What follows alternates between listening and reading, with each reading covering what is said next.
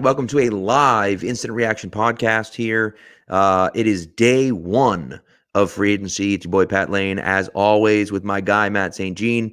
Matt, it was kind of an uneventful day for the Patriots. A few things that we'll talk about, but not the splashes people were hoping for.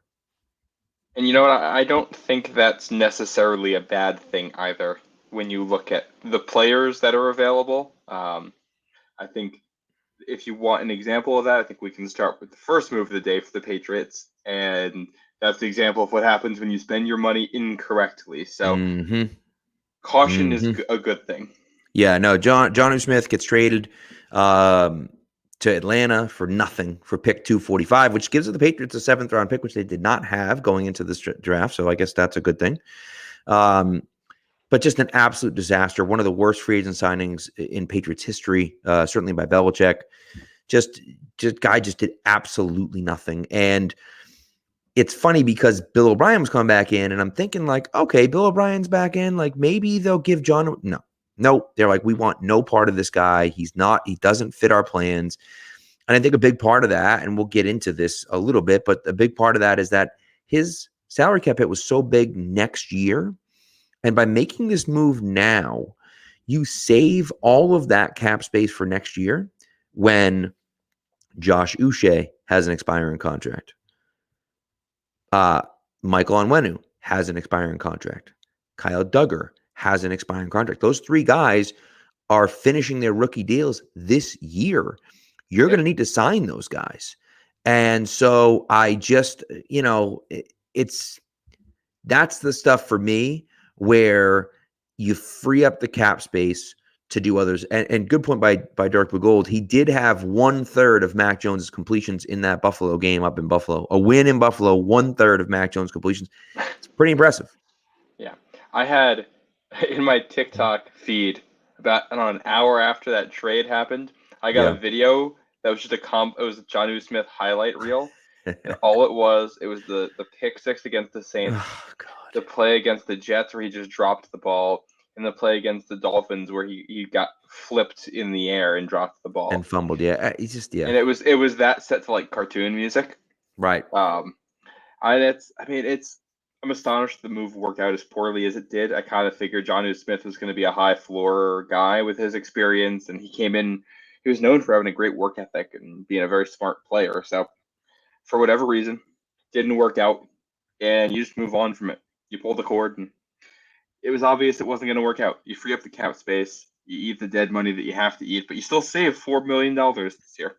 Right. So you're getting out while you can, you get something back, which you'll take, and you just move on to whatever your next move is going to be.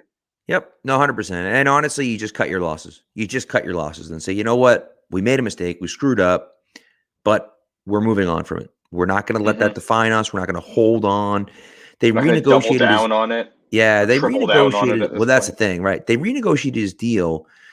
But I think when they renegotiated his deal last year, it was to free up cap space for last year or this year, and it pushed stuff into the final year of his deal. So they still got rid of all that money, right? And so I'm okay with doing that. I don't really have an issue. So Jonnu's gone. They get a 7th round pick back for him. It's honestly just like for the Patriots, like fine, take his big, huge contract, get the hell out of here, So, and like I say, you free up that space in 2024 for those guys that are going to need to get paid. And Mike Onwenu, by the way, is a fantastic guard, and people are getting paid, man. Guards are out there getting paid. And so, that's going to happen. Jesse Bates got a big payday, which, I don't know if Duggar's going to get quite that much, but he might get close. And so, you're going to need that money for your homegrown talent as well. And let's not forget, you look at the title of this podcast, an uninspiring first day of free agency. A lot of that's because it's an uninspiring group of free agents. Right. We don't know what it's going to look like next year, but if the group of free agents next year is better, then the Pats will be prepared for that. You want to win games, but you also don't want to spend money just to spend money. Right. Like you want to get something back for it. And if the guys out there this year they don't think are worth going for big money deals, then don't chase it. Let it come to you and figure stuff out in the draft and go from there. Yep, 100%. And so they did have an inspiring day of free agency.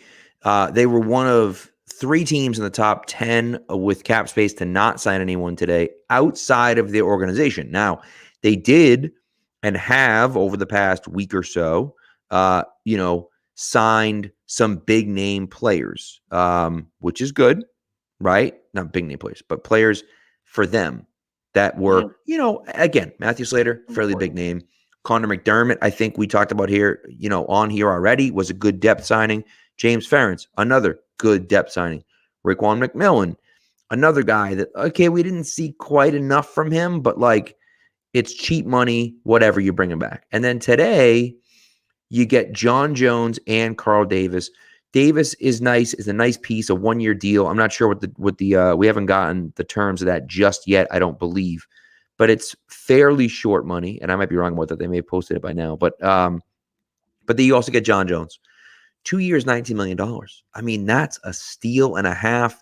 Mike Giardi reported that there was more money out there for him, and he decided to come back to New England and play for less money. Now, the question is, does that mean the Patriots told him he was going to be an outside corner and the other places thought that he might be a slot corner? Or was he just more comfortable in the system? I don't know the answer to that question, and that could obviously have an impact on what they decide to do at corner the rest of the way through. But, you look at that and say, hey, I was happy to bring, and I always said from the beginning, I don't mind having John Jones back as long as you're not overpaying for him. And Exactly. This is perfect. 2 for $19 is great because he's a good player. He's not an amazing player, but he's a good player. He helps you out significantly, and you get him at a fairly discounted rate. And I think it's even less than that when you consider the guarantees and all that, like the way it's going to hit his cap. And I think it's also backloaded. I think the salary is something like a mil and change, or even just a flat million this year, and I think 8 million the year after, which is perfect because it still allows you to do some stuff this offseason that doesn't eat up all your cap. You can push some stuff forward. And how much have we heard stuff about like, oh, New England isn't the place people want to play anymore? That's, for anybody that knows the team, that clearly wasn't true, but this kind of illustrates that hey, he liked playing there and he liked his teammates, and they gave him enough money and he'll stick around. It's comfortable. It's good for the Pats because you got McCourty retiring, and having veteran defensive backs that know the system is always a good thing.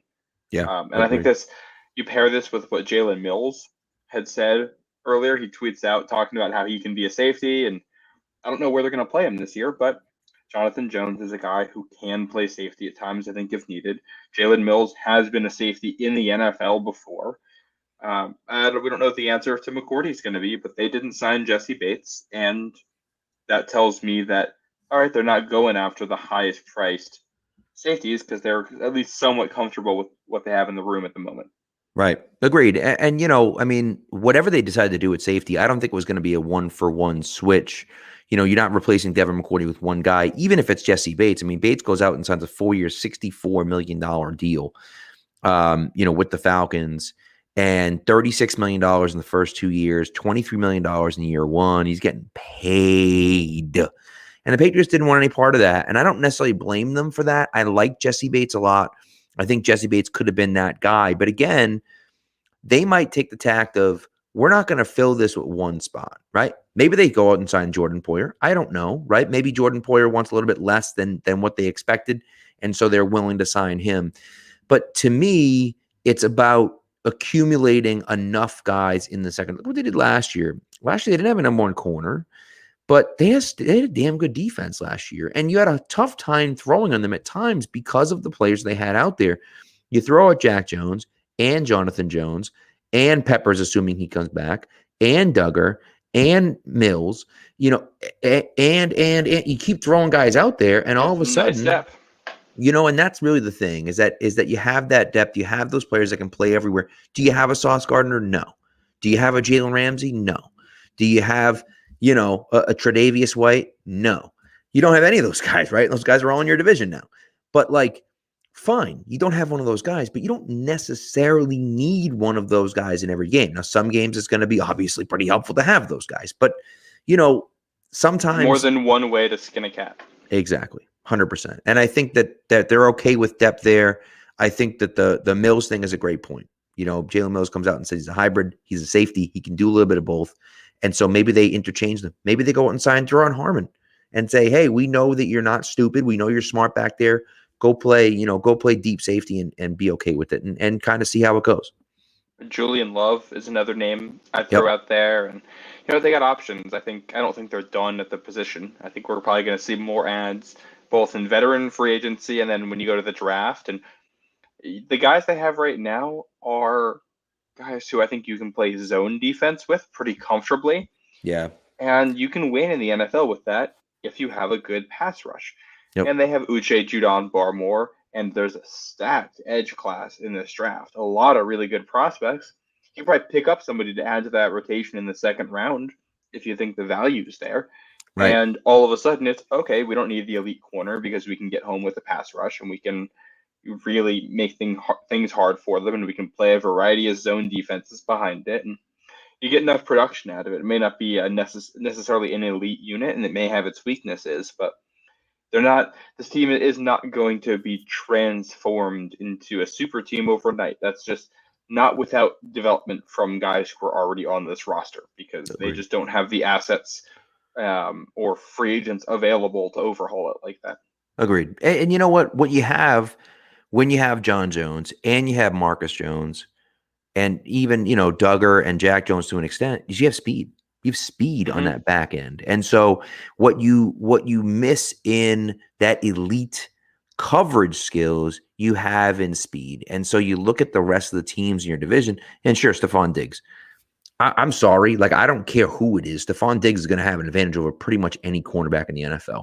If he goes one-on-one on Jalen Ramsey, yeah, Ramsey's going to win some of those matchups, but Stephon Diggs is going to win a lot of those matchups too. So, I don't feel comfortable sticking a guy on an island like that. Now, can Ramsey take out the number 2 man-to-man while Diggs gets doubled? Yeah, probably he could do that. I think that he can definitely do that pretty easily, but again, it's a situation. It's all a chess match, right? It's all a chess match here. It's not like, oh, we brought this one guy in, so our team is saved, right? So I think that, and look, things could change.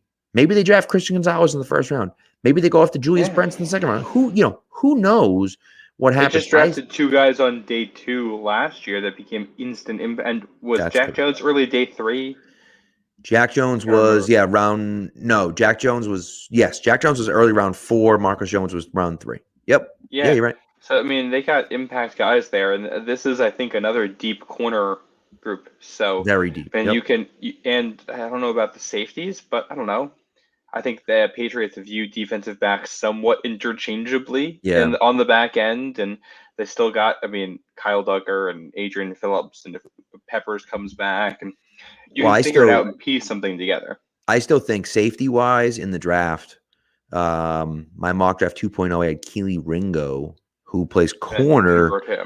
Convert him to safety, because the thing about Ringo, the biggest problem with Ringo is his hips. That's the biggest issue with him, is can he stay one-on-one with those outside receivers? You put him in deep safety in the middle of the field, you don't really worry about that quite as much. And so he has that breakaway speed, but it's the quickness that you're worried about, that quick twitch stuff when he's covering guys man-to-man.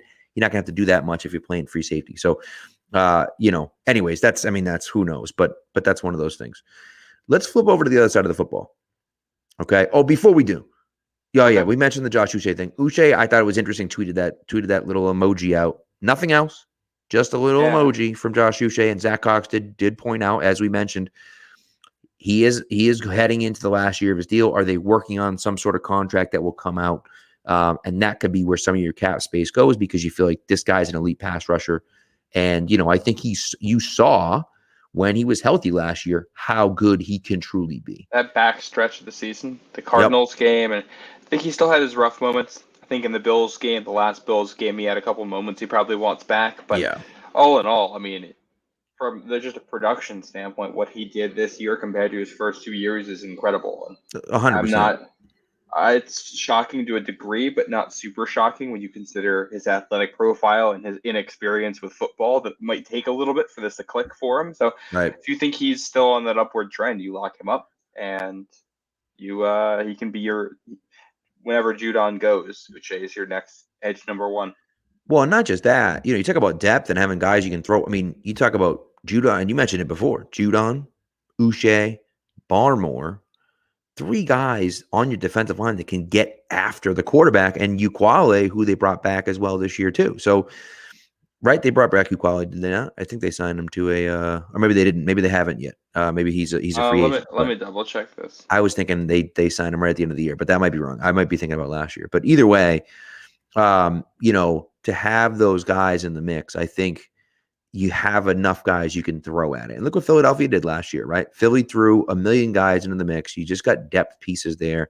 I wouldn't be surprised to see them go out and get another guy that can, get after the passer as well, perhaps from the inside. So, and like you mentioned, it's a great edge class as well. So, I think that there's a lot of potential there for this, for the defensive line. So, Yeah, they have not signed Aquala yet. that's what I But thought. Yeah. I was thinking he's last year.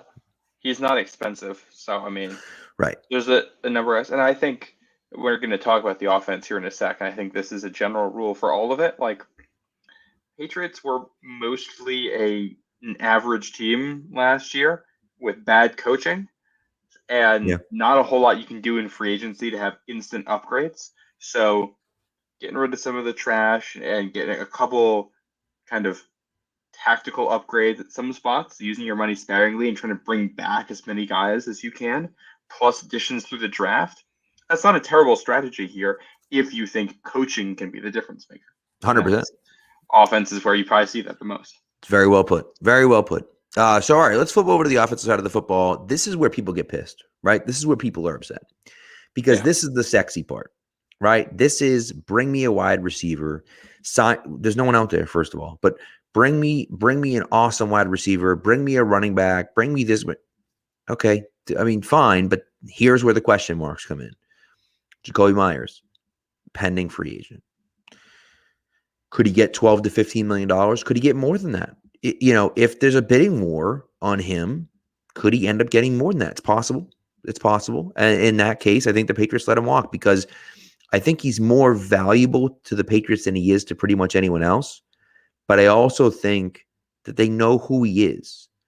And he's not an $18 million a year wide receiver. He's just not. I like Jacoby Myers quite a bit. But to pay him that much money is ludicrous. It's insane. Yeah. So if you're telling me he's back for 10 to 12, I'm okay with that. Anything more than 12, and I'm hesitant. Again, I'm not going to be upset. If Patriots pay him $14 million a year and they feel like he's worth that, I'm not upset about it. But I'm not as happy as I am if they sign him for 4 and 44 or something like that. Yeah. And the wide receiver market has been very, very quiet so far. Yeah. Which makes sense because Jacoby Myers is probably the best receiver available right now, and OBJ would tell you it's OBJ, but it isn't. Well, that was the other name I was going to bring up here, and I want to mention that in a second. But there's nobody's Christian Kirking this yet. Yeah. They're just throwing money at somebody to upgrade, which is great news for the Patriots because it means they can probably keep Myers to a reasonable deal. And you look and see what the other options are and see if you can fill out some depth. Apparently, they were talking to Philip Dorsett, which I kind of like that. A guy who has experience, a guy who has speed, a guy who can basically give you what Aguilar did last year for a lot less money, and also to the point where you're not paying him. Like, you can cut him in camp, and that's totally fine. He's not going to kick anybody off the roster, but he makes sure that your wide receiver 5 is an NFL body that knows the offense. Right. And the Odell thing, I think it's really interesting that they're there for the workout. I think what this offense needs is a slot receiver who can create after the catch. And Odell is a guy who can do that in theory. We'll see what the value looks like, but what the Patriots desperately need is some kind of contract in here where you're going to get a lot more out of it than you put into it. Yeah. If you get an Odell Beckham fully healthy for a season at full strength and he's buying into what you do, he's absolutely going to be worth whatever more than what he's being paid this year. So if they think that's a good value and he gets along with Bill, we already know that there's a lot of respect there. I think that could be a really smart signing. Right. I agree. Listen, I don't hate it. He said he wants $20 million a year, which I think is insane. But he's not getting that, unless it's a 1-year prove it deal, maybe. But even then, you're not getting it, right? So, it's interesting to see what they're going to do. I think there's an interesting trade market available, so we'll talk about that. Raw 94 is saying on here that everyone's getting better and they're sitting on their asses, right? And it hasn't been 12 hours. Well, so listen, I don't disagree. I don't disagree. They haven't done anything, and it's frustrating. The Dolphins added Jalen Ramsey, which is huge. Don't get me wrong. What else have they done? The Bills lost Tremaine Edmonds, sorry. Probably going to lose Jordan Poyer. They signed a guard. The Jets lost Mike White, the best quarterback they had in their roster. That's a great point. Have not convinced Aaron Rodgers to come yet. Trey Wingo said it was done. Trey Wingo said it was a done deal. It doesn't look done to me, right? It doesn't look done to me. So, maybe Aaron Rodgers retires. I don't know. Maybe Aaron thought, you know what? I'm going to play the Packers because I know they're going to give me. And the Packers said, screw you, buddy. See you later. You're out of here. And he's like, no, I'm the quarterback. No, you're not. See you later. Go ahead. Go play for the Jets. And he took the Jets. You said he didn't send me the Jets? No, I'll retire instead. Like, who knows? And he might still go to the Jets. But, I don't know. Yes, teams are getting better. The Bears are getting significantly better. Sure, they're in the NFC. I don't care about the Bears. Who in the AFC got significantly better today? The Chiefs. The Chiefs signed Jawan Taylor, who can't run block. He can pass block very well. He can't run block. And how many years have we sat here and talked about how it's awesome that the Patriots are confident in free agency and they never rush out to sign guys and it works for them. And one time recently they bucked that trend pretty much across the board, bit him in the ass. It's just the 1 year Kendrick Bourne and the Judon signings and Jalen Mills. Those are the three that kind of worked out. I think Hunter Henry worked out for the most part, Yeah, he's fine, but none of these they improved the team, but none of them are massive upgrades or anything. They are fine. And look at the free agents available this year. The wide receiver room for the Patriots needs an upgrade. The best guy available is the guy who was already on the team last year. What do you want them to do with that? Trade market, I think, is absolutely an area where they could upgrade, and I think there were some rumors they could be exploring that. I think Mike Giardi was saying something like that. Yep.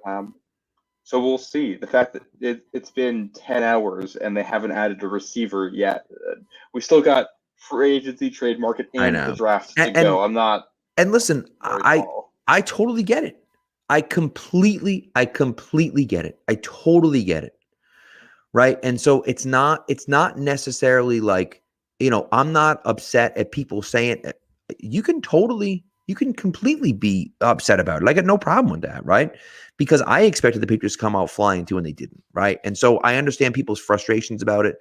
I think in 2021, they were a bad team in 2020. I think they recognized they were a bad team. They were devoid of talent pretty much across the board. They had a crap ton of cap space. So they went out and they said, you know what we're going to do? We're going to make ourselves competent again. We may not be great, but we're going to be competent again.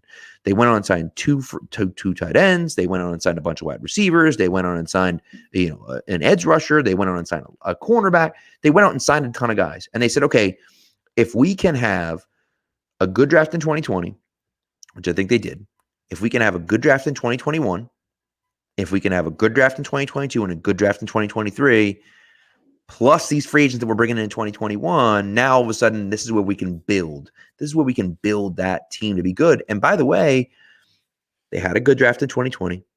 They had a good draft in 2021. They had a good draft in 2022. So now you get 3 straight drafts that are pretty good. And they may not be earth-shattering drafts, I'm sorry.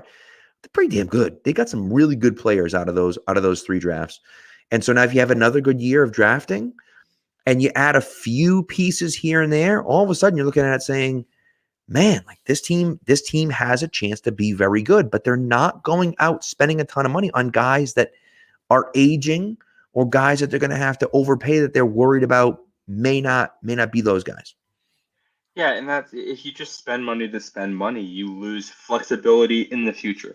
What happens if they say, hey, we need to upgrade the receiver room, we're going to throw this money at Myers and at Odell Beckham and at insert another player here.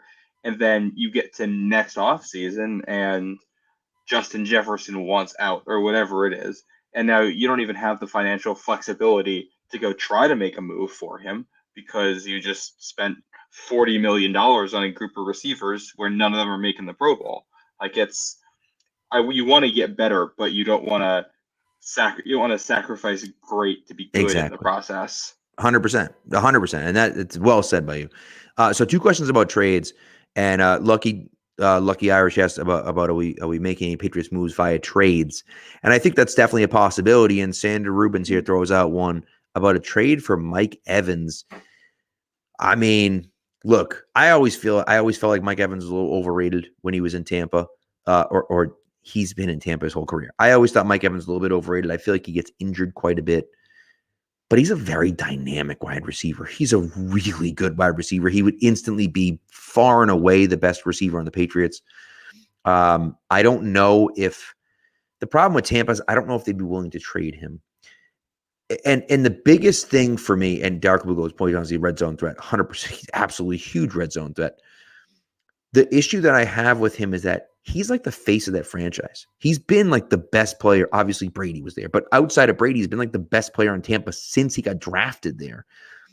And so I don't know if you trade a guy like that as your, quote unquote fan favorite. I think it might be more likely they trade someone like Chris Godwin, which I'd be okay with that too.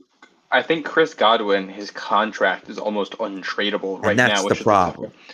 And it's like Mike Evans. I really like Mike Evans as a player. I think I'd like his fit with Mac Jones, if not for the fact that Devontae Parker is already on the roster. And then I think there's a lot of overlap between those two. And I think Mac is a guy who likes to see that people are open, and he likes to have look at when he was at Alabama. It was a lot of fast guys who could clear out space and get open. Yeah.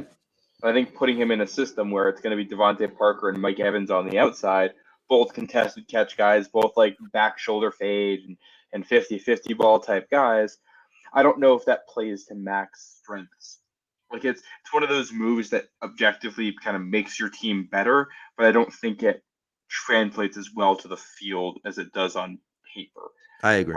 Now, This is an area. Jerry Jeudy is the type of guy where it's like if he guy. becomes available, all right, he can create after the catch. He's a guy who can play in the middle of the field. I think he fits what they're looking for a little bit better than a Mike Evans would. Absolutely. And I feel the same way about Cortland Sutton. The same exact thing you said about Mike Evans is it translates exactly to Sutton because he's the same type of player. Now, if you're looking at the roster and you're saying, I'm not sold on Devontae Parker, I don't think Devontae Parker is going to be that guy. Right? Like, then you say, okay, Mike Evans, who, by the way, I think Mike Evans would be an upgrade over Devontae Parker anyways. Oh, 100%. But you look at it and say, okay, do we feel now we're moving on from Devontae Parker? We're going to trade for Mike Evans instead, right? Do you send him a third round? And that's the other problem is that am I sending 46 for Mike Evans, who's 29 and is an expiring deal? I'd consider it for like DeAndre Hopkins, but not for Mike Evans. And I'm not doing that either. But either way, one of those too, where you're spending a draft pick to upgrade Devontae Parker into Mike Evans, and what do we think? Devontae Parker is probably like a B minus level guy, and Mike Evans is B plus A minus right now. And it's like, okay, is that worth the extra money and the draft capital? Maybe. I think there's an argument there, but I don't think it's a slam dunk. And that's the thing, right? Now, do you look at it and say, all right, I'm going to send 46 and pick a fourth rounder or a fifth rounder or even a fifth rounder next year. I'm going to send 46 and a 2024 fifth rounder to Denver for Jerry Jeudy with the assumption that you're going to have to sign him to a big time extension. Or you could play the Brandon Cooks card, which is exactly what they did with Brandon Cooks. They traded a first round pick, which was number 31 overall. No, 32 overall, right? It was 32 overall. They traded 32 overall straight up for Brandon Cooks.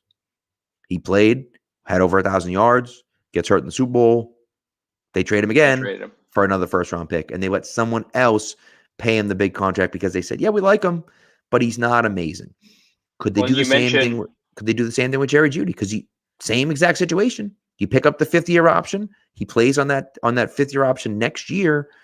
Okay, this year he's got the last year of his rookie deal. Then he has that fifth-year option deal. You have another year of control with him. So yeah, it's an inspiring contract, but someone might look at that and say, man, Jeudy balled out for the Patriots last year. He's a really, really good wide receiver. And so to me, I think that That's where it makes sense. And Sander, you're right that Evans would be cheaper than Judy for sure. But again, it's about what fits their offense better. And if you're going to keep Devontae Parker and Evans are, the same type of player, right? And so if you can have an offense where you have Parker and Judy at the same time, right? And I think that plays a lot better. And you have some of that flexibility with Judy. Now, we haven't seen it. Judy gets hurt all the time, and we haven't seen it consistently from him enough in the league. Too.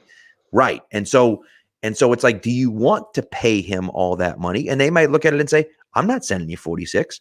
I'll send you 76 and one of my 4th round picks. And Denver might say, I'm not doing that. Right. And the Patriots may not be comfortable doing any more than that.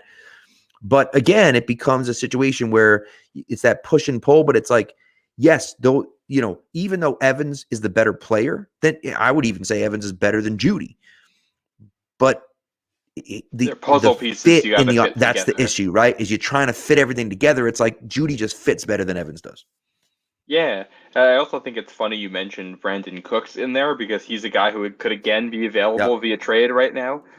He has kind of he's a larger contract than you would expect, and he wants out of Houston. At least he did last year, to the point where I think they had to strip him of being a team captain. Yeah. Which that's a whole other thing. But he's a known quantity. He's fast. He can be a very productive player, and he upgrades your room. Like if you replace Nelson Aguilar with Brandon Cooks and kept everything else the same in your receiver room, you have a better room than you did before, and gives you another speed option. There's a couple other things you can do, and I wouldn't hate that move either, and he'd be cheap. Yeah. You talk about a second for Judy too. If Judy has requested a trade, and if people aren't sold on him with the market, it might not take a second. It might be just a straight up third for him. Right. Like you look at the Jalen Ramsey trade, and he went for way cheaper than people thought. And part of that is the age and the contract and all that. And Judy's kind of in his prime, but if he wants to hit free agency, if he doesn't want to sign an extension wherever he ends up going, they're not getting a ton back for him. Yeah. No, and that's really the thing, right? Is that's the question you have to ask. And again, you don't want to mortgage the future on a guy that may not be part of your future. If you're not 100%, if you're looking at Jerry Jeudy thinking he'd be an upgrade to our offense right now, for sure, 100%, he'd absolutely make our offense better. But is he an elite wide receiver? I don't know, right? I don't know. I don't know, and the Patriots don't know, right? Yeah. And certainly Denver doesn't know, because they wouldn't be looking to trade him if he was, right? So you look at it and say, all right, well, am I going to give up a ton for him? And then am I going to pay him $16, $17, $18 million a year to be that guy that might not be a true number one? Like that's the hard question. So you could pull the Cooks thing and just bet on the fact that he has a great year, or bet on the fact that he doesn't have a great year, but he has an okay year, and he's forced to sign for a little bit less with you. Yeah, and let's not forget a couple other things in here. One, they used a second-round pick on a receiver last year who's still in-house and has been working out, and you'd presume gets at least somewhat better this season. We don't know exactly how much better, but we'll see. I think they liked him, so we'll see how that looks. Get Kendrick Bourne still in-house, who was just doing a live video working out, I think today or yesterday, and he's a guy who was better, and I think consistency in the offense and also him solidly being the 4th receiver probably helps him.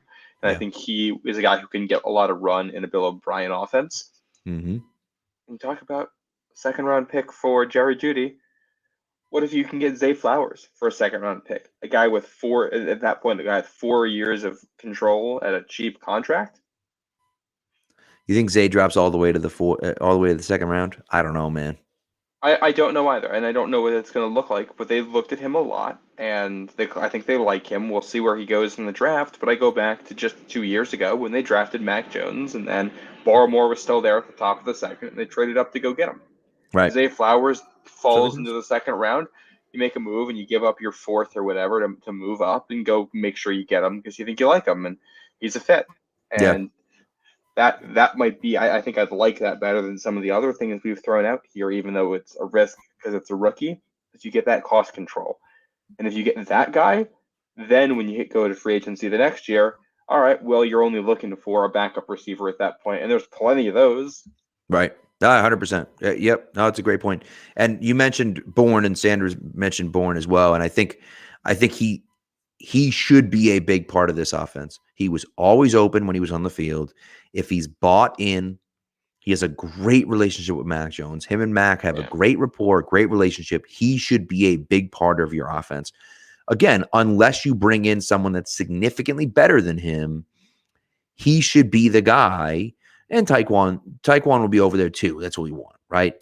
But I think that, he should be that guy. I think he's kind of an elite like wide receiver 4, wide receiver 5 type guy. Like to make a basketball analogy, he's like your sixth man. Yeah, He's that point guard you can bring in off the bench who can give you a couple of really good minutes and give you a couple of baskets and make your offense run, and then you get him out and you go back to something different. I think that's the role you want Kendrick Bourne to have in your offense. Yeah, they also mentioned not trusting Parker, and I've seen this brought up a lot. I thought Devontae Parker was pretty good this year. yeah, Especially you go back and watch some some of the catches he made, and it took a while for he and Mac to get on the same page. But once they were, I mean, do you remember that touchdown in the very last game of the season? It was after yeah. the Bills got the kick return. It looked like the game was over, and they go down the field, and it might have been the one before the kick return. I don't remember, but Mac throws it up for him, and he makes a big catch and goes into the end zone. Like Devontae Parker can make big plays. I don't think you want him as your wide receiver 1. But if he's your wide receiver 2 on the outside, I think that's totally fine. Yeah, agreed. And Darp Gold mentioned he was responsible for so many of Mac's early season interceptions. He didn't get the offense. Him and Mac weren't on the same page. It was a disaster. And then Mac But gets that hurt, was Mac how gets many hurt, Parker gets hurt. But then you're right. At the end of the year, they look good. and how many? I mean, how much of that is Devontae Parker and or Mac Jones, and how much of that is the fact that the whole offense was out of sync because Matt Patricia was the guy coaching it, Right. and nobody knew what to do. Oh, Are 100%. we No, sure it's Devontae Parker? well, and that's the thing, right? That's part of the problem is that, did anyone know what they were doing out there? Right. And so that's kind of an issue. So we'll see. We'll see. And listen, there's a long way to go, right? And Sanders saying, the Parker and Taekwon is your 2 and 3. Listen, I get it. I understand. You don't love that. What if Taekwon takes a step forward this year? Mm-hmm. What if Taekwon looks good this year? Right. And Sir Bird over here says Taekwon for 1,108 touchdowns. That'd solve some problems. Speak it into That'd existence. solve some real problems. I think one of the other things here too is I think they have the ability to have a number of different receivers out there that do different things well and can play with each other well, which matters. Yeah. And Bill O'Brien likes the up tempo stuff and the no huddle stuff, and you can get away with not having the best receivers and something like that if they know what to do when they're on the same page. Correct. That's how we saw Tom Brady make his money for so long, and Mac Jones isn't Tom Brady, and they don't have Gronk out there. I know it's different. But we're not asking them to be a top 5 offense in the NFL. We're asking them to be a top 15 offense in the NFL. Correct. To consistently know what's going on and to move the ball. And not just that, right? But let's also keep in mind for a second here that, you start talking about guys that are important players, right? And what they've done. Tyquan Thornton, he just ran deep routes last year. He didn't run anything across the middle. He wasn't running across the middle. He wasn't running those drag routes across the middle where someone's got to chase that 4.2 speed across the middle. Well, he did that one time in the game in Cleveland and got a touchdown out. Oh yeah, that seemed to work out okay. So that's the thing, right? Is that let's get a little more creativity. Let's get a guy in there that knows what the hell they're doing, and and maybe we'll see better results. So and it's also I thought Tyquan Thornton had some nice moments on film that didn't turn into catches and like. The Nelson Aguilar touchdown of Minnesota to open that game where the offense was firing. Why was Aguilar open? In part because Thornton's on the same side and the safety's looking his way and it opens up the middle of the field. Right. Well, replace Aguilar with somebody who you think can consistently catch the ball, whoever it is. Right. And, I mean, Aguilar knew what was going on, but just a guy who, when the ball is in his hands, he knows what to do. Yeah. Then all of a sudden you can do stuff like that a lot more. Especially if Mac and Taekwon can get a little bit more chemistry and Mac can kind of consistently hit some of those deep shots. I think if they want to be vertical, they have some of the guys that can do that. Yep, agreed. And so we'll see. I think wide receiver is a position that's in flux right now. I think that, you can look at it and say, okay, if Taekwon takes a step forward, if Bourne plays better than he did last year, if Parker can stay healthy. And now it looks like he's on the same page as Mac Jones. So if they develop the chemistry together, I don't mind those three. Now, you don't have any game breakers. So a trade for Judy solves that. Drafting Zay Flowers, I think, solves that to an extent, right? Bringing in someone like that, I think that's one of those things. And so, and listen, and Raw 94, you're wrong. You're not wrong. They don't scare anyone. You're right. That doesn't matter. It doesn't matter. The Patriots didn't scare anyone before with Julian Edelman and, Gronk, obviously. But, like, Edelman, who gives a crap about Edelman? And 2016, don't forget now, Gronk was hurt. So you get Edelman, Danny Amendola, Chris Hogan, and Martellus Bennett. That was your offense. Like, that was those guys, there's a bunch of nobodies. A bunch of white wide receivers that are a bunch of no ones. And so, like, I get it. And you also Tom Brady at quarterback, so it's very different, obviously. But, the issue that I have is that you don't need to win with a number one wide receiver. And, oh, by the way, we're going to trade for someone. Fine. Again, just a reminder, they're going up against Sauce. They're going up against Ramsey. They're going up against White. That's a loss. I don't care who you're getting. You're not beating those three guys consistently. There is no one available right now that is beating those three guys on a consistent basis. So if you're going out there getting a number one wide receiver, is that really going to help you that much? And it's, it does beat Sauce Gardner when you go no huddle and you switch up an alignment and you put somebody out at wide and you make the defense confused, and now Sauce Gardner has to cover Ramondre Stevenson because you went no huddle and things got weird, and you go spread it out or whatever you want to do when you get matchups. It isn't like it isn't just you line up your guys and they get to put the best players on them.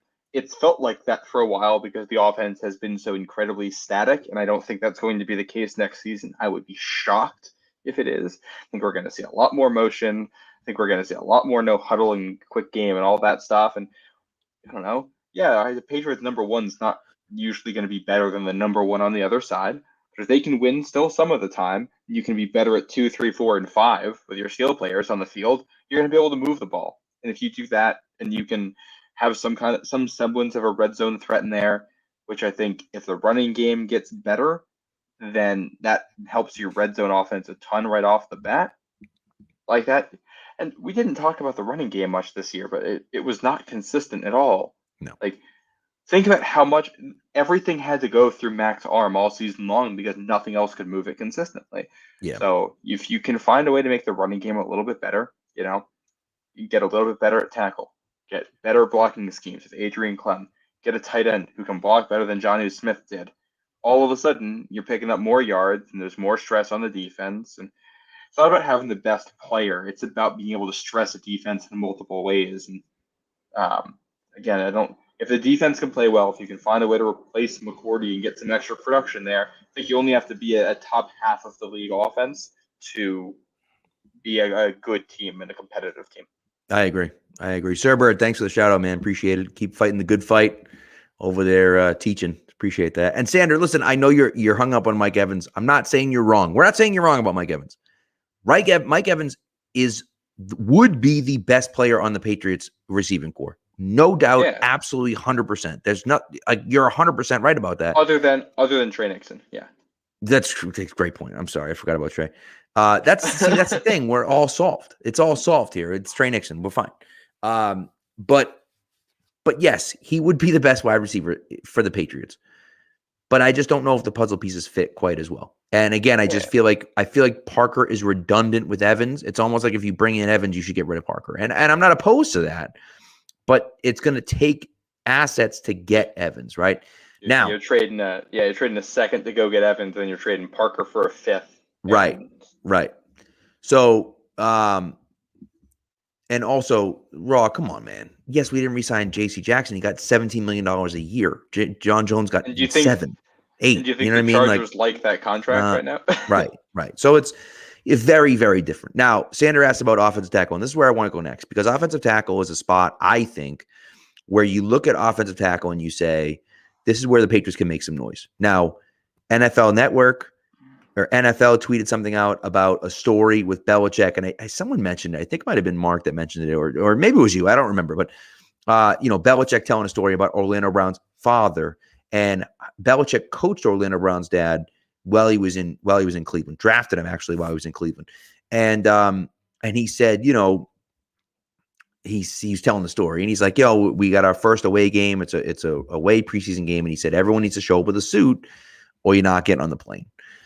And he goes, Orlando came up to me afterwards, and he says, "Coach, I don't have a suit." He's like, "I don't have the money for a suit, number one, and like none of the suits fit me, right?" So he's like, I called up the tailor in Cleveland, and and told him, like, I got a guy coming down. I know you don't have a suit big enough for him, but you're great. So like, let's go, like, get this guy going, right? So, so he does, and and he comes in walking the next day. He's like, "Hi, look, coach, with his new suit on or whatever." But it was a great story, and I'm like, man, that'd be so cool to coach his dad and then coach him as well. So I think that could be fun.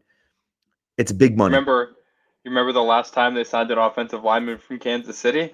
I'm thinking back to Brian Waters, the guard that they signed. That worked out pretty well. Just plugged and play, and that's. Yep. I don't want to. They were in on Andre Dillard today at offensive tackle, apparently, which I think is really interesting. Andre Dillard. Not a name. I wouldn't have linked the two of those. Yeah. So Andre Dillard was a first. Go ahead. No, I think offensive tackle is a spot where you want to be careful. It's a spot where you want to be diligent with your money because it's an important position, but people overpay like crazy for mediocre players. Orlando Brown, I think, is kind of in that perfect spot where he's a good player, and you could probably sign him to maybe a 2-year deal, and the type of deal where he's, right off the bat, like, he's a stopgap. He's going to get his money. He's going to get paid. You're not locked into a contract. You don't throw crazy bonuses on it. You just give him the money, and that way he's cuttable, and that you have some flexibility with it. So you're not trapped in a deal, and you're not having to trade him for a 7th-round pick in a couple of years if it doesn't work out. But I think he's a good player, and you can make that work. Some of the other names out there, I'm not like McGlinchey. Like I'm not trying to pay $20-25 million for an offensive tackle that's just Juwan Taylor gets Isaiah 4 for $80. You know what I mean? It's like that's a ton of money. So here's the thing about you mentioned Dillard, right? And it's a big name because he was a first-round draft pick. Andre Dillard started 9 games in his career. 9 games. Guess how many he started last year? Philadelphia. They were unbelievable. Best team in the league. Lost the Super Bowl. He must have been he started 0 games last year. 0. Not one. Not one game last year did he start. So this is where it's one of those things that I think it's, look, man, like Andre Dillard, fine. Orlando Brown, though, I think could be an interesting piece. Now, let me throw something out here. It's a little insane, but let me throw it out here anyways.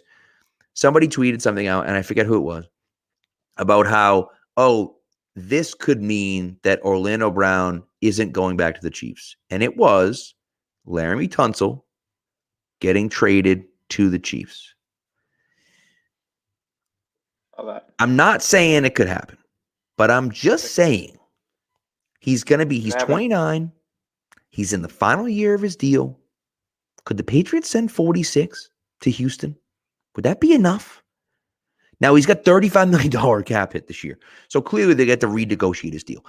But if you could redo his deal and you could give him, you have to give him a good size deal, but you could give him a decent amount of money and stick him at left tackle. You got, one of the best left tackles in the game, and you got to give up pick 46 for it and pay for it, right? Which is a little bit more than you'd have to do with Orlando Brown. Fine. But the guy's an absolute stud, right? If he's available, I mean.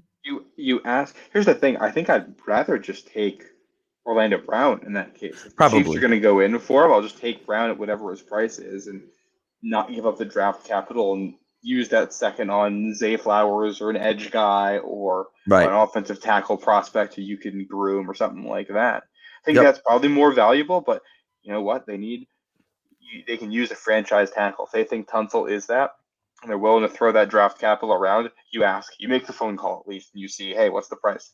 Yeah, and Brown is 2 years younger as well. So so he has that going for him as well, right? Yeah, and so we'll see.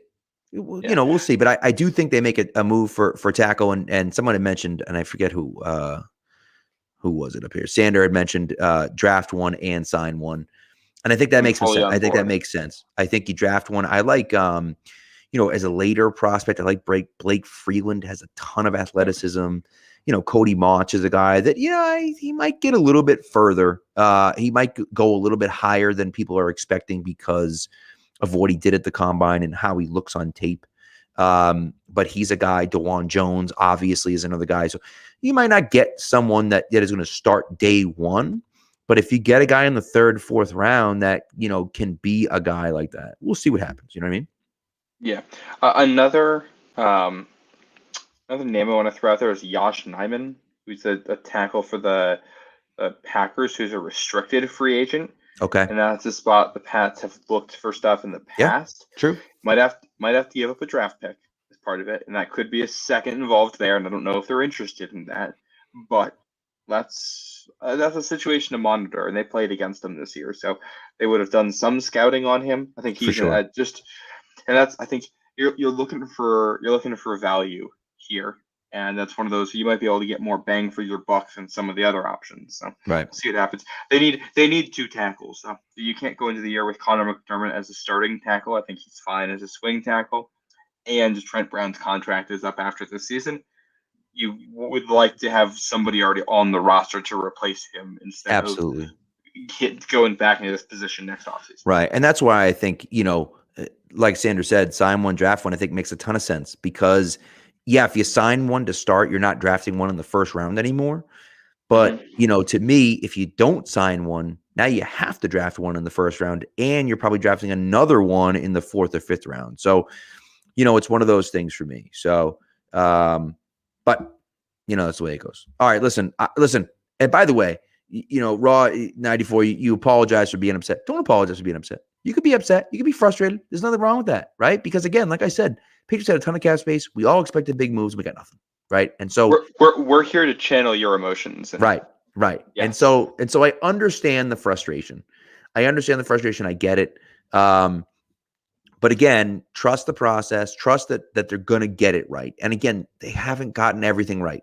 Right? They've missed some never for do. sure. Right? They've missed some for sure. But what's going to happen is that the more swings you take, right? The more swings you take, the more times you're going to miss. But the more times you're going to hit as well. And they have a pretty good hit rate, right? Even from 2021, the Jonnu Smith, deal was a disaster. The Nelson Aguilar deal was a disaster. But the Hunter Henry deal worked out pretty good. Matthew Judon deal worked out pretty damn good. The Kendrick Bourne deal, which isn't done yet, looked like it was pretty good, and it's been pretty good value, right? So you start looking around and you're like, okay, yeah, it wasn't all bad, right? And so that's some of the stuff for me, where I look at it and say, trust the process, see what they're going to do. There's still a ton of guys out there at position of need. And so, Thad is talking about his Jonnu Smith jersey, man. That's tough luck, man. That's really tough luck. You know what you got to do? You got to hope. What you have to do, hope that the Patriots put someone else at 81 this year. Okay. 81, right? Named Smith. And then, you take that nameplate off, go to the hall. They'll take the nameplate off and they'll put a different nameplate on for you. Problem solved. Okay. Yeah. And listen, I know you're saying, Ron 97 saying trading Jonnu for a seventh wasn't enough. I get that. The problem is they were taking on his contract. That was a full cut. Patriots going to cut him, but they said we'll move him and we'll get something back. And I believe the dead cap would have been gone even if they cut him. They would have had no dead cap in 2024 as well, right? Or would they have had dead cap in 2024 if they cut him? I think at this point it was the same if you cut or trade. So. Okay. All right. So, but either way, you get something back for him. No one's taking anything back with that ridiculous contract. No one's taking anything back for him. So to get a pick, and here's the thing, and he's probably going to be worth that seventh to Atlanta, and they don't care about the money right now. So that's one of those deals we might be looking at in week 4 of the season. And Jonnu Smith just had a 100-yard game out of nowhere, and we're like, oh my God, what did we do? Because he's in a system that probably fits him better, and there's less pressure on him, and he's going to go be tight end 2 behind one of the freakiest athletes in all of football, and Kyle Pitts, for a team that doesn't care about the money aspect of it. Like it's a totally different situation. You're getting seventh back for the space. That's right. So, for the player you were gonna cut anyways. Like what that tells me is that he was getting cut if they couldn't deal him, and they said, "Fine, yeah, go ahead, take him, whatever." You know? And I want to mention a couple other names here real quick. I know I mentioned. I think it's again, maybe Foster Moreau is the tight end from the Yes. Raiders. Yep. Jordan Akins, the tight end from the Texans. Texans. Yep. Both of those are guys I could see them bringing in at tight end this year. Who Foster Moreau is going to be more expensive. He's a better blocking tight end, better after the catch. I think he does some stuff well, and they will be very familiar with him with their experience with the Raiders. So if they decide to go that way, I feel pretty good about the move. And Jordan Akins is the guy who he wasn't even like he bounced around rosters this year and then was on the Texans and made kind of an impact. And he's the kind of guy where okay, you don't have to pay a lot of money, but he can be a high upside tight end too. And the type of guy where you can buy low and he might actually become a pretty useful guy. You might get 200, 300 receiving yards and a couple of touchdowns out of him because he's going to be behind some other guys. So let's there's options, and I think the nice thing about where the Patriots are right now, a lot of what they need, they need a blocking tight end or a fullback, something like that. They could use more quickness in the receiving rooms. They could use a slot receiver there. Those are two positions that aren't top of the market value. So you can find some guys there, and you can scheme guys, and you can have coaching advantages there and stuff like that to make things work. So those aren't positions where you got to go spend $15 million a year to make it work. Right. Agreed. And Rod did ask about Jordan Poyer. We touched on that. Poyer has not signed anywhere yet. I don't think and so we'll come see. to New England. Probably not. New England. That's the thing, is that it would be like a Patriot going to the Bills. And again, if the money's right, I'm sure he would come here. But they kind of have it built into their DNA up in Buffalo lately, at least. I know Chris Hogan came over here, but lately they have it built in their DNA that they hate the Patriots and screw the Patriots and screw them and this and that. So I can see him not wanting to come here. Now, again, if they have the best offer and it's best by enough, maybe. Stephon Gilmore is a free agent. That's true. Dark blue gold. So it is interesting. And there's some guys out there. One guy that we didn't mention that I just wanted to touch on just very briefly. It's probably not going to happen, but Taylor Kyles mentioned him, was Dalton Schultz. Tight end. Another good name. He's a really good blocker. He's a good receiver. He's really good on those seam routes for Dallas. Is he going to be too expensive for the Patriots? Maybe, but maybe not. I don't know. You never know. You don't know what his market's going to be until he gets signed by someone. So exactly, he's intriguing. We'll see. Yeah. One other name that is off the board too, I'll mention just because I had mentioned him before, was Jamel Dean. Yes. I don't know. Yep. How did the Bucs get the money for him? Where did that come from? They're going to cut Shaq Mason, I guess, which is wild. Shaq Mason's getting cut again for the second year. Remember, we were talking about the Shaq Mason thing and what they got back for him. Well, clearly they don't like him either. So you got what you could back for him. Which is weird because he's a good player. I don't get it. Clearly, the league, or at least some in the league, view him as declining, not worth that contract he's on. This is 2 teams in a row now that have said you're not worth that contract. So good point. So, but Jamel Dean is a guy I liked. He's going back to Tampa. So they signed Jonathan Jones though anyway. So we'll see what they do at corner. But I think you can feel kind of decent about where it is right now. Right. Well, and do you sit at 14 and Christian Gonzalez drops to you and you say, shoot, all right, let's take him, or who knows? So we'll see. Anyways, long way to go. We wanted to do a day one recap. We probably won't do one tomorrow night unless they go out and sign a bunch of free agents and make a trade or do whatever. So we will have a show. We will be live Thursday night. Thursday night we'll have Mike Cadlick on, which is good from CLNS. So I'm excited about that. James Bradbury, Raw asked about. I think Bradbury makes sense, but see, the problem with Bradbury is that his 1-year prove-it deal was last year. He's going to get paid this year, I think. Yeah. So you want to look for this year's James Bradbury. Exactly right. The guy who people are kind of like, I don't know if I really want to sign that guy. And you bring him in, and all of a sudden you're like, oh, okay, this guy's pretty good. So that's a great point. That's great. By the way, Dark Blue Gold mentioned good luck. It was not to mention that he's a free agent. It was to mention that he came over from Buffalo. So I apologize about that. Gilmore, I believe, is not a free agent. So anyways. Hey Pat, you know what else is Thursday night? What's that? March Madness. March Madness. That's right. You got any? You make a bracket yet? You got any picks? I have not made a bracket yet. from what I've heard, Alabama is tough to pick against, but also Alabama is like probably the most hateable team in the league Yeah, in you know all the of college situation that's basketball. going on I there, right? do know the situation. Yeah, So not a like, great situation. it's not really my ideal pick. But I also kind of feel like if they're the best team, I don't know. I've heard a lot of people talking about Memphis as an 8 seed, and so They it's just beat the interesting, doors off Houston. right? So it's gonna be. I mean, listen, man, it's always fun. I think somebody said I was listening to PMT today, and Big Cat said that there's been 1 year since 2016. I think he said that there hasn't been one seed. There hasn't been a seed under 7 to make the Final Four. Yeah, And that year, like the lowest seed was 5 or something like that to get in. So I'm interested to see kind of what happens. I don't know who's your dark horse other than Providence. Obviously, Providence is your I dark gotta horse, go but Providence. who's your other Which dark horse? I will plug real quick for Providence. Providence's best player this year is a guy who transferred over from Kentucky because he That's didn't right. get minutes there, And they're playing and they're Kentucky, right? playing Kentucky in the first round. Yes. So they announced the matchup. They say Kentucky, and you see the video. The head coach, he just turns and looks at Bryce Hopkins, gives him that big old smile, saying, "Oh, look at this." And then the Kentucky locker room got super quiet when they announced it. Oh Um, baby.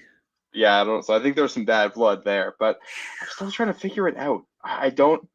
I want to have a dark horse, but it's hard for me to talk myself into anyone. I don't know if it's a dark horse, but Gonzaga is like down to a 3 seed this year, and nobody's really talking about them. And it feels like the year they finally break out. I like the They're matchups better. they They're have. best when people aren't because every time anyone's talking about them, I'm like, oh, they're gonna lose in the Sweet 16, and they always do. And so you never know. Yeah, and they're playing as well as they have all season right now. So I don't know. I haven't finished my bracket yet. I gotta look at this tonight and figure out what I'm doing. Or you could just root for Duke. Although I heard Oral Roberts is really good too. So, Root for Duke. well, I mean, now that Coach K What is is it? gone, What kind of show is this? now that Coach K is gone, you don't have to hate on Coach K. You can root for Duke. You know what I mean? Let me tell you, I was at the Big East tournament over the weekend, and they showed a guy in a Duke jersey on the Jumbotron, and he Oh, universally boos mercilessly every booed. person in Oh the yeah. stadium. Uh-huh. That's easy way to get booed. That's funny. So that's great. Love it. All right. Well, that's it. Enjoy the second day of free agency. And like I say, if there's some big news that happens tomorrow, we'll be back tomorrow night. But if not, we will see you, or at least I will see you. I think Matt will be here too. But if not, I will definitely be here on Thursday. What times? When does Providence play? Friday. I covered the Big East on the Yes. side. All of the Big East games ended up on Friday, which is Works St. out. Patrick's Day. I already took that day off work too, Love it. so I'm not doing anything but sitting in front of the TV, gonna get some popcorn, maybe order some wings. We'll see. What a day. And What it's a St. day. Patty's Day. I got to get some Guinness. Yeah. Yep. Old Jameson. By the way, Aaron Rodgers tweeted out so whatever the hell that means with with like two emojis, two laughing emojis. Wait, what? So Aaron Rodgers? Aaron Rodgers, like the Aaron Rodgers tweeted out SULLLLLLL with two laughing faces. No idea what that says, but okay. I don't know what that means. Not sure. Nevertheless, I'm not sure what I have no idea what he's doing. The ayahuasca just hit. Man, that dude. Anyways, good luck, Jets fans. St. Patrick's Day is Thad's sister's birthday. Well, happy birthday to your sister, Thad. On St. Patrick's Day. Whew, what a day to have your birthday. It's just an excuse to get drunk all day. What a day. I miss the days of March Madness when I could like take the day off. We'd go to I know my parents are watching too, so it's fine. But we'd go to when I was in college. We'd go to like our 8:30 to like 10:30 classes on Thursday, and then we'd get lunch, bring it back to the place, and all of us would just sit in front of the TV and watch basketball all day long on Thursday, and then we do exactly the same thing on Friday. Go to the 8:30, 10:30 classes on Friday, all day long Friday night, and then all day Saturday, and then all day Sunday. Yes, that's the way to do it. I remember when I went to high school, our high school got iPads. That was like the big thing. We all had iPads. We were the first year that did it. And that 1 week in March, that Thursday, Friday, you'd look around in the class and every other iPad would be somebody streaming a basketball game. Oh, yeah. And yeah, thankfully I never had big classes after lunch, so I could just. I'll probably put it on. On Thursday afternoon, Friday afternoon. What the hell? You know what I mean? So. Get some good games. That's true. Dark Blue Gold says I'm not much of a St. Patrick after all. That's that. I mean, you're not wrong. You're not wrong. So I only Hey, skip like 1 or 2 classes to do you're the that. Patrick. I'm the Saint.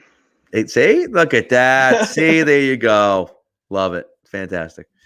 All right. Well, anyways, that's it. Enjoy March Madness if we don't talk to you, but maybe we'll talk to you tomorrow. You never know, right? A few We'll see people how on it here goes. predicted big days for the Patriots tomorrow. So if there is a big day, we'll see you tomorrow night. If not, we'll see you Thursday. Take care, guys.